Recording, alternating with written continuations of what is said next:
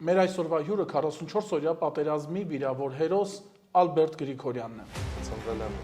2002 թվականի հունվարի 25-ին քաղաք Էջմիածնում, 2020 թվականի հուլիսի 21-ին անցել եմ ծառայության Ջաբրայիլում, նույնիկը ջրականում։ Րոպեներ անց անօթաչու թռչող սարքը հարվածեց մեր զինանոցին։ Գնացինք հադրուտ, հրաձգություն սկսվեց։ Արդեն մենք ընկանք շրջափակման մեջ, 4 կողմից կրակում էին, ունենք լիքը վիրավորներ մեր հայկական տներից,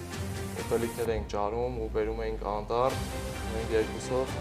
իջել ենք սարի ներքևը, երկրի մոտ ու ջուր ենք լցրել։ Մառախուղը փակեց ճանապարհը, սկսեցինք կրակել, եթե պետք է մեռնեմ, ուրեմն պետք է հետս տանեմ ադրբեջանցիներ։ Օրինակը մի անգամից նետեցի, ծանր վիրավորում ստացավ, մեքենան հասել էր Բաքվի հոսպիտալ։ Սենց անսովոր էր, որ արդեն հայերեն խոսող մարդ կա, միշտ պետք է լինես պինդ ու հավատաս, որ ամեն ինչ լավ է լինելու։